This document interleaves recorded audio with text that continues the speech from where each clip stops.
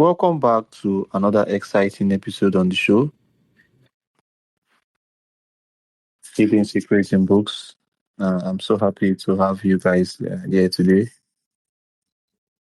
And as always, you guys know we only bring the best of guests to the show.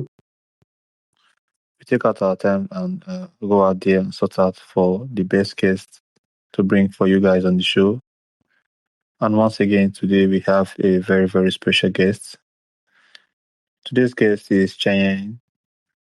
Cheyenne is a motivational speaker, cancer survivor, above knee amputee, counseling trainee, and passionate advocate for resilience and hope.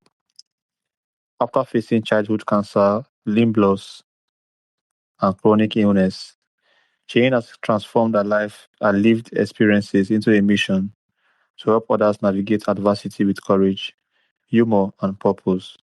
Combining personal insight with her graduate training in counseling, she encourages people to build resilience, rediscover their identity, and live beyond survival. Cheyenne, welcome to the show. Thank you very much for having me. Okay, thank you so much. So, I hope you enjoyed that introduction.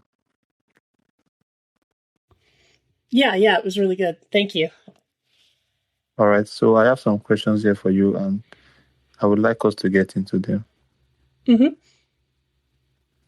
Okay, so can you take us back to your childhood and share what your journey through cancer was like? Yeah, absolutely. So this all started when I was about 13 years old. I had some issues over the course of a summer with knee pain.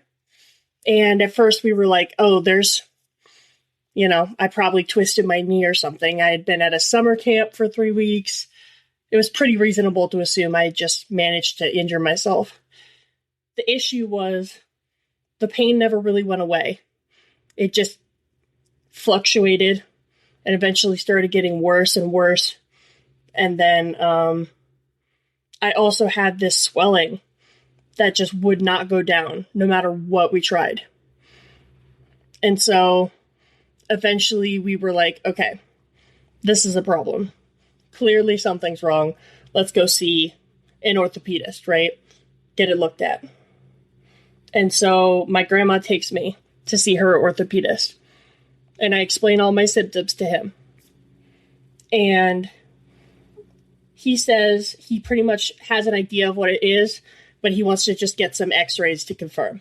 We're like, okay, he's probably thinking I really tore something in there and I'm probably going to need surgery, right? We get the x-rays, come back in the room. He puts them up on the view box because this was back when you had to put all the films up on the big light boxes.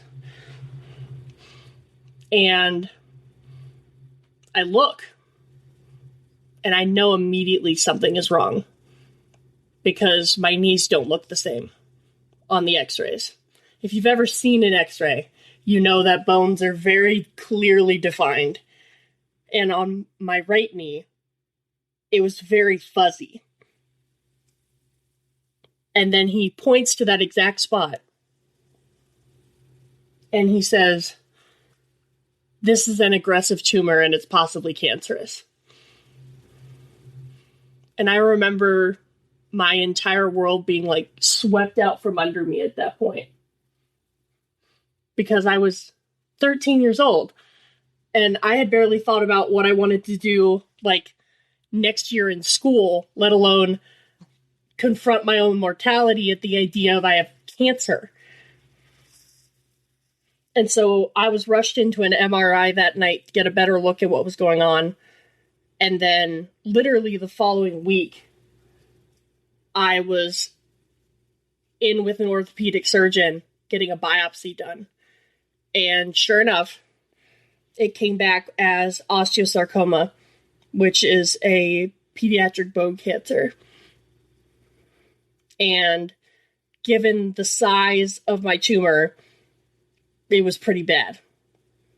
So that surgeon rushed us over to the hospital that he partnered with, the oncologist he partnered with, And within the span of a month, let's say this whole sequence took like a month, I was in the hospital with a newly installed port, getting ready to start my first round of chemo. And it was hard. The chemos are unfortunately notorious, especially the ones I was getting for my osteosarcoma, are notorious for being just destructive.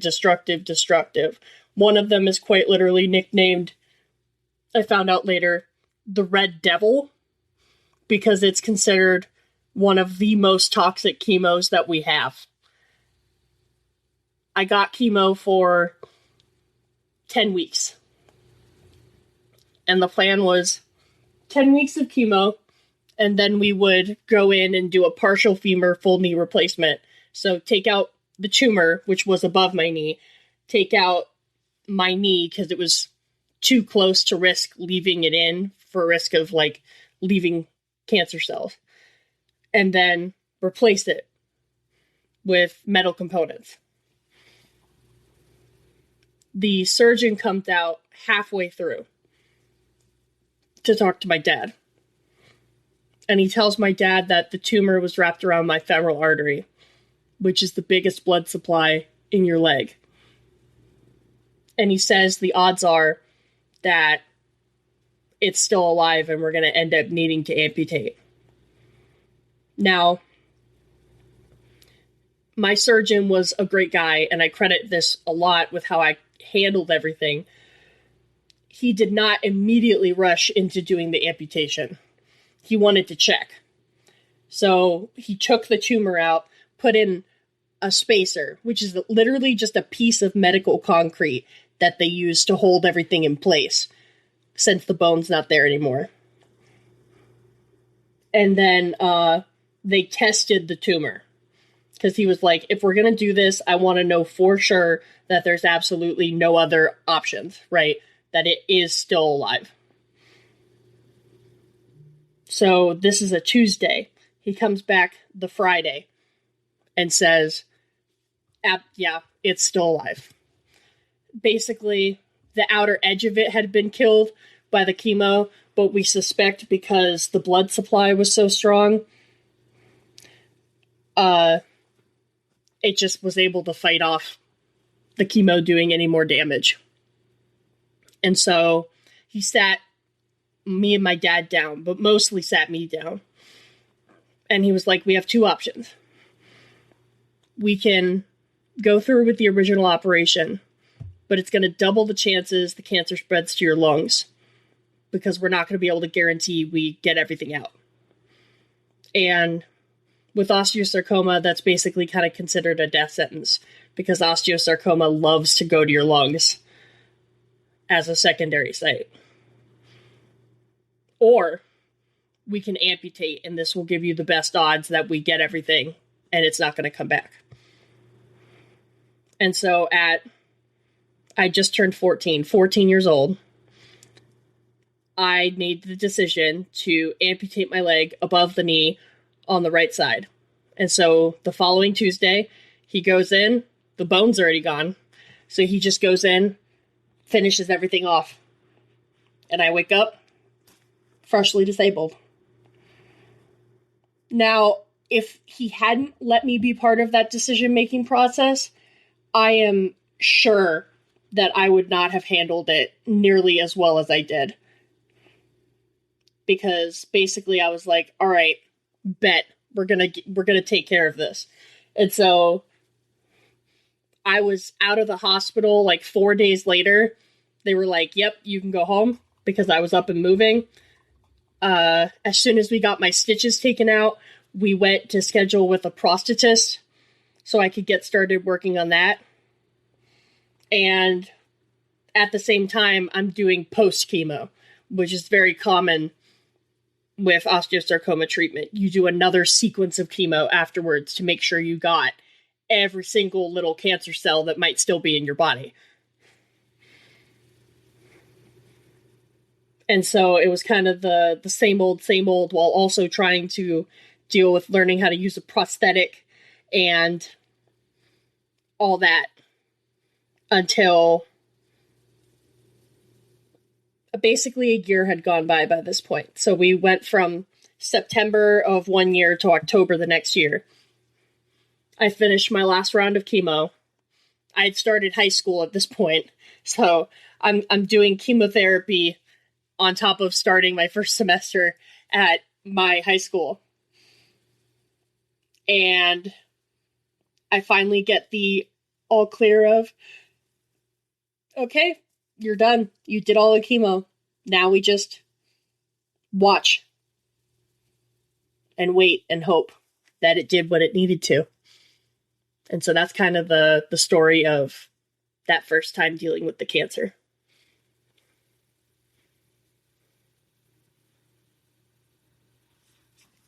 All right, Cheyenne, thank you so much. That was emotional to listen to, although, but I definitely enjoyed that one, the story.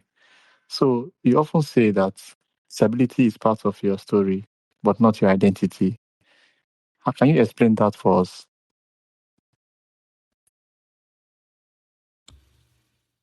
Absolutely. So I think the distinction comes from the fact that, like, my identity is not what has been done to me, it is who I choose to be.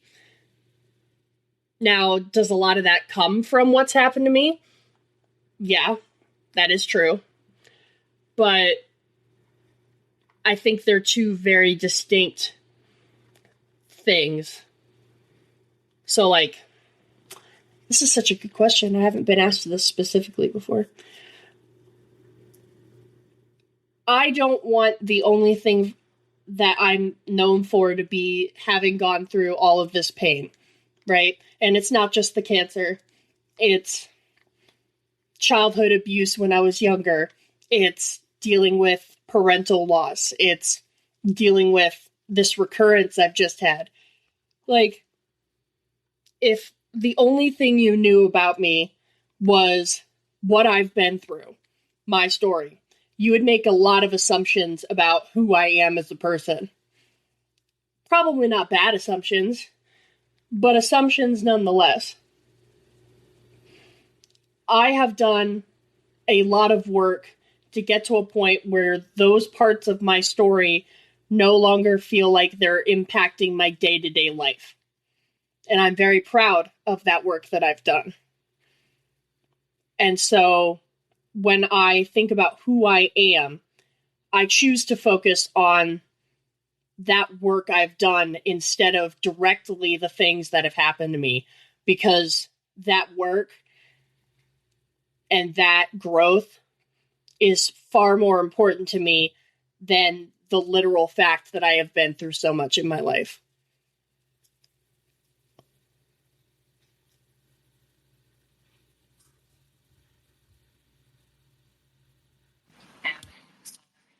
Okay, thank you so much, Chen. So, uh, humor is a big part of your message, honestly. What role has laughter played in helping you cope with life's hardest moments? So, when this was kind of all originally going on, and especially after the amputation, my dad kind of said something. He said, if you can laugh about it, you're probably doing okay. And I kind of ended up taking that to heart, probably a little too quickly. I started going, well, if I can make jokes about the fact that I'm disabled, I must be doing pretty okay. And so that was the way, like, me and my family kind of dealt with it, is we would joke about stuff. Uh, there was one time early on where we were all in the car together, and I said, quite reasonably, my foot's cold, because I only have the one. And my sister was like, don't you mean feet? And I turned around and I, like, stared at her. And I was like, no, my foot's cold. And then we were all like laughing because she was like, oh yeah, that's right. And it was just one of those funny things where we were like, we're all getting used to this. And so I didn't mean it with any maliciousness. It was just funny. This kind of carried over when I started high school because people are really uncomfortable with disability a lot of the times. I learned very quickly. And especially teenagers are very awkward when you've got the disabled, clearly cancer patient coming into your class. And you're like, are they okay? Can I even talk to them? Do they need me to leave them alone? And I didn't want to deal with all that awkwardness. So I just started cracking lots of jokes very early on as I was meeting people. And I found that those jokes disarmed people in such a way that it made them realize, okay, I can talk to this girl. She's cool. She's okay with me talking about it. Right? And then that kind of ended up becoming the thing I was known for in high school. I wouldn't say I was a class clown because I knew when was the appropriate time to joke. But I definitely became known for taking a humorous spin on things. The issue came later as I was starting to struggle a bit more with my mental health and eventually ended up in therapy. I realized that I was using the humor to mask what I was feeling instead of like dealing with it. The humor was just a way to cover it up. And so I had to put in a lot of work and self-exploration to find a way to reincorporate humor into my life so that I wouldn't ignore what I was feeling, but instead maybe use the humor as a way to alleviate a little bit of the pain, acknowledge it instead of shove it away. And so nowadays, I do still crack a lot of jokes, but it's more of a tactical sort of, this moment really sucks, let's lighten it up a little bit. We're not going to forget that this moment sucks. But the humor just kind of lightens the air a little bit so we can talk about it instead of feeling weighed down by everything that's happening or everything that has happened. And humor in my professional life, both as a speaker and as a counseling student, is a way to still build connection. It's a way to kind of disarm and be like, look, I know that you're probably like, oh, this girl's so young. Why is she disabled? Like, what the heck's happening? Like, it's fine. It sucks. It absolutely does suck. But I'm here and I want to share this with you. And so I'm going to crack this joke to show you I'm okay talking about it. And then it's especially nice as a counselor because especially with kids love cracking jokes. And so it just builds that kind of relationship and makes you feel more human in a space that is inherently so vulnerable for somebody.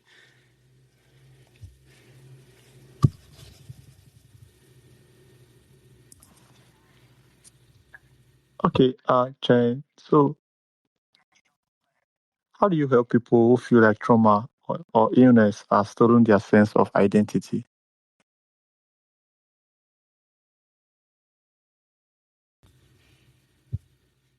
The honest answer is I'm still working on it myself. And so I bring a lot of honesty to the table.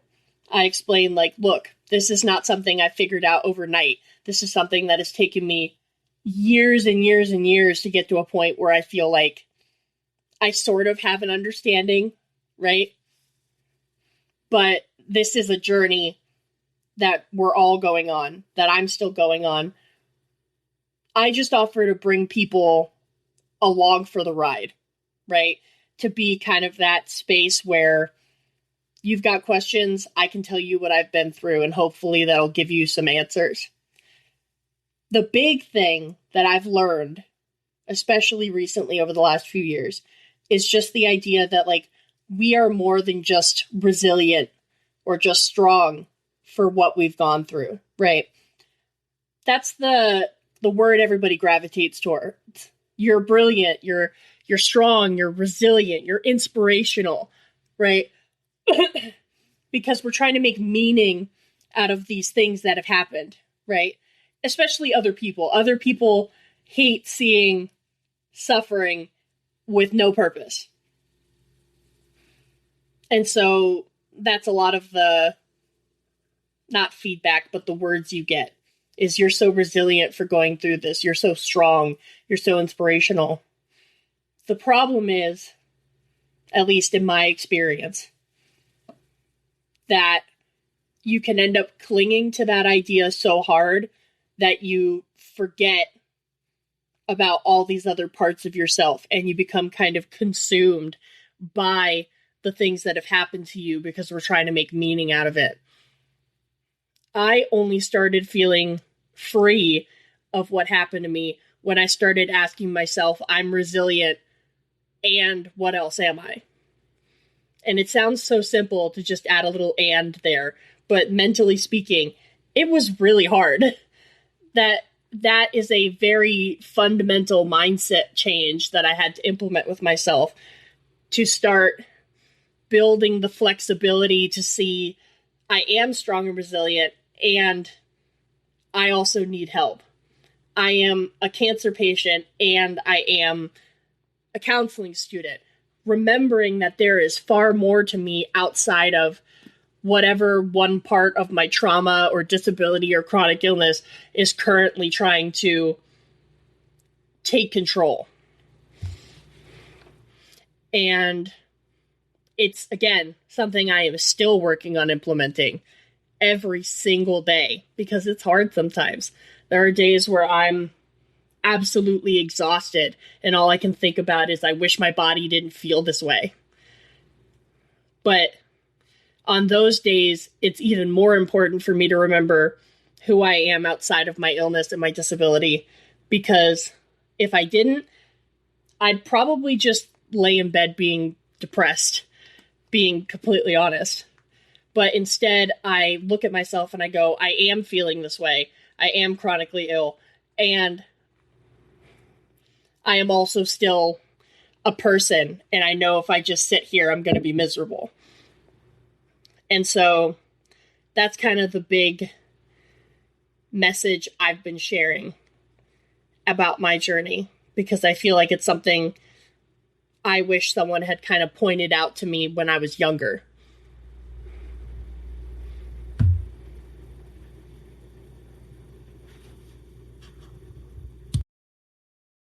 All right, Jen, thank you so much. The story is so fascinating and inspiring to listen to, and I'm sure my audience can take a bit of courage from this. So, what message would you give to someone who is facing a life-changing diagnosis or major setback today?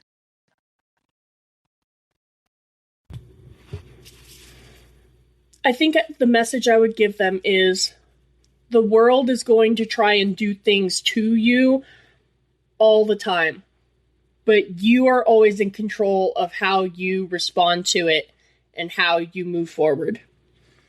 And again, this is something that I've spent the last 13 years of my life, I think, working on getting better at, because I absolutely sucked at thinking this way in the very beginning. It was always like, what's the point in trying anything because the world's just going to screw me over? But a fundamental thing I kind of learned in therapy was that we are not our thoughts and feelings. We are how we choose to respond to them. And so that kind of stuck with me really hard and ended up becoming kind of a universal experience of, okay, if I'm not my thoughts and my feelings and I am how I respond to them, then I am not the traumas and things that happen to me. I am how I respond to those. And in a way, it's adding a bit of control to something that inherently you really have no control of. Like, sure, you're not really going to be able to change the fact that you were diagnosed with this or the fact that you had this traumatic experience happen. It has happened. But knowing you have the power to make choices for yourself about how you're going to keep moving forward is inherently such a powerful message that I think gets lost sometimes when we're in the middle of it. And so I think it's an important message to repeat over and over and over again, because at some point, somebody is going to be in the middle of something awful and they're going to hear that, and it's going to make a huge difference for them.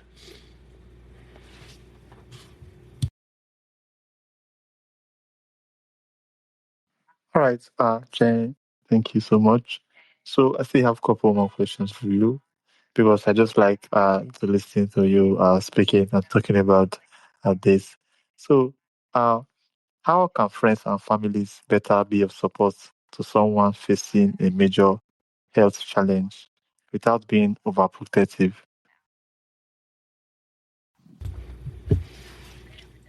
Learn to be a better listener. And that's not calling anybody out saying, like, people just don't want to listen, right? The thing I learned in counseling school is that listening, true active listening, is a skill that can be developed.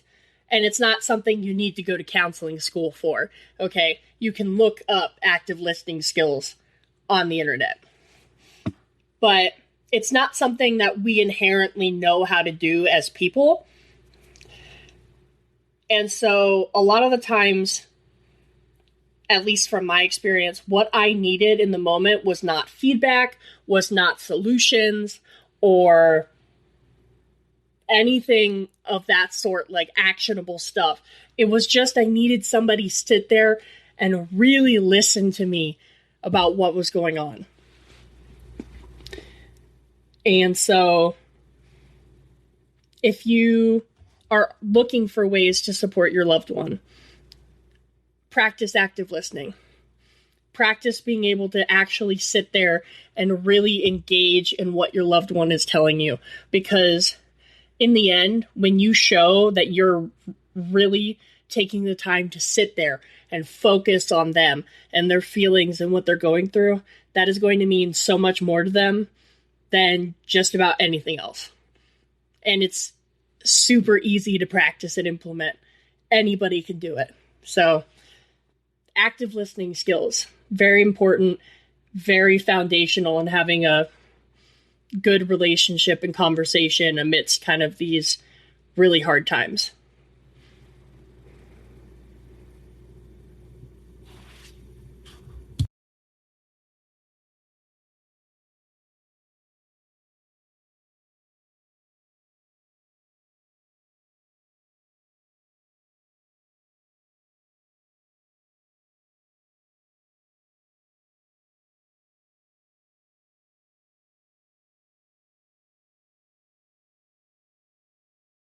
Okay, Jen, thank you so much. I really hope people can start treating people, families can show better support because most times people get tired when they see that they become so overprotective and the person begins to feel a sense of like a burden to them. So, looking ahead, what impact do you hope to make through your work as a counselor, speaker, and advocate?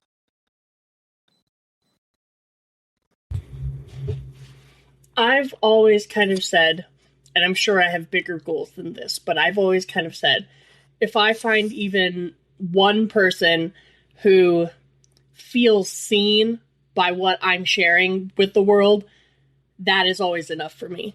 Because at its core, when I was a kid, that was the issue, was I felt like there was nobody who could really understand what it was like to have gone through all of this trauma at such a young age. On a bigger scope, I hope to bring more awareness to the impact that these kind of repeated, extensive traumatic events can have on people, and how it is drastically different to have something like pediatric cancer or child abuse, where this isn't a one-time thing and then it's over. And that is not to discount one-time traumatic events. My point is that when you have traumatic experiences that last over months or years, they are fundamentally going to impact a person in different ways than a traditional, like, traumatic event might. And this is sort of starting to come up in the research as CPTSD, but it hasn't been like formally recognized in the DSM or anything yet. But the older I've gotten, the more I've realized that this is what I've experienced. That all of my traumatic experiences lasted for so long that it's inherently changed the way that my system works biologically, like, for good. My system just works differently than other people's.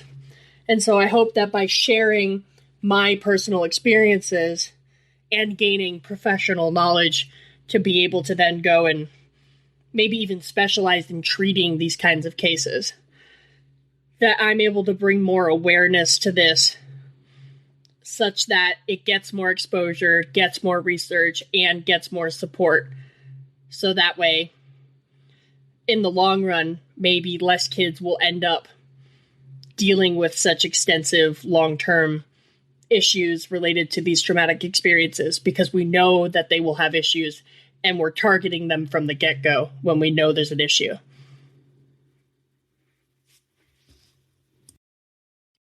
This has been so wonderful. Thank you so much. And I really hope wish you success in your work. Thank you for sharing so much, for sharing incredible story, for sharing your incredible story with us. The honesty, resilience, and ability to find hope and humor through life's greatest challenges are truly inspiring. We have reminded us that while adversity may shape our journey, it doesn't have to define who we become. We wish you continued success in your counseling career, your advocacy, and your mission to help others move beyond survival and embrace a life filled with purpose. Thank you, Cheyenne, for joining us today on this wonderful episode. Thank you so much again for having me. It's been a pleasure. All right, so for those who want to connect with you and know more about what you do, how can they do that? Absolutely. You can either go to my website, which is just CheyenneHeflin.com, or you can follow me on either Instagram or TikTok. I am at resilient_AKA. And I'm sharing kind of my journey over the next year as I'm waiting to go back to school and recovering from my cancer recurrence. So exciting things up ahead. Okay, thank you so much. And to my audience, thank you so much. And keep listening to Control or Be Controlled. And if this episode is speaking to you, try and share it with someone out there who needs to hear this. I will see you guys on the next episode.